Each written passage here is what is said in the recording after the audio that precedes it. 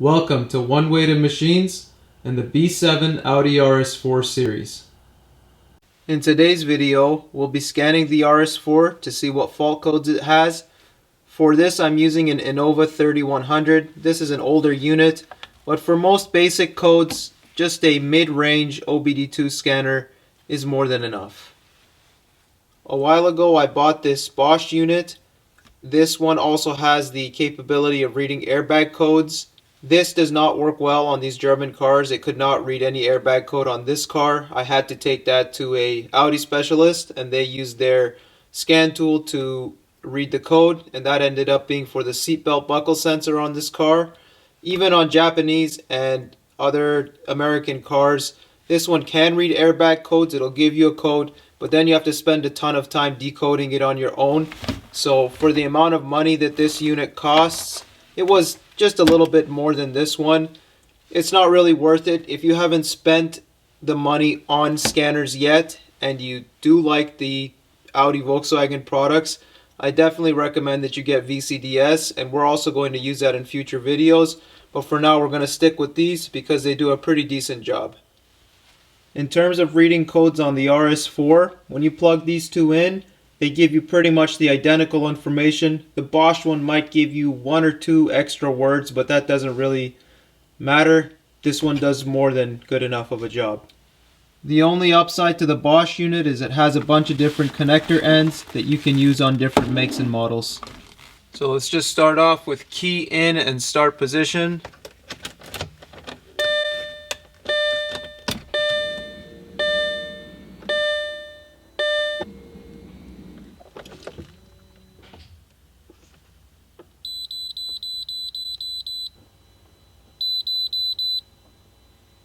Okay, so the car is saying that there is nothing stored currently. So we're going to start the car and turn it back off because at least the code for the O2 sensors is always on this car because it has a secondary cat delete. So it's not reading any codes right now. Let's see if we can get it to show its codes.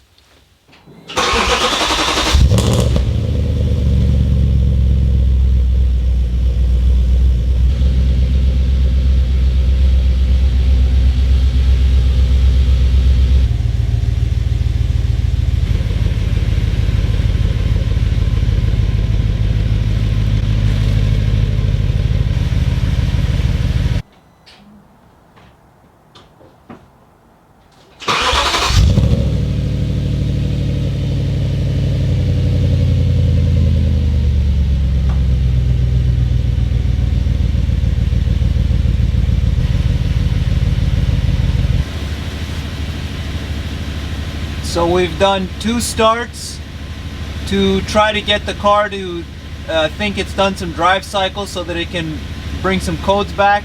Right now it's running on the 3rd start. We've got the EPC light back. The airbag light is on for the seat buckle. And we're going to turn it off and scan it now and see how we're doing.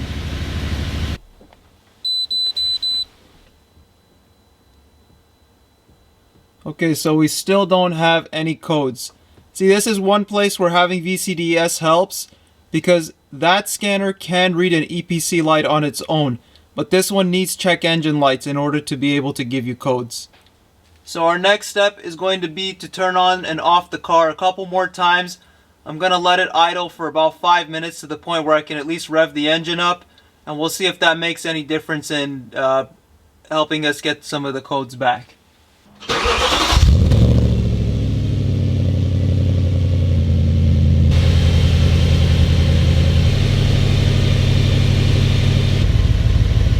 I am doing edits of the actual runtime just to make the video shorter, but I'm giving it about 5 minutes between each start in order to hopefully get the codes back without taking the car out on the road to actually do drive cycles.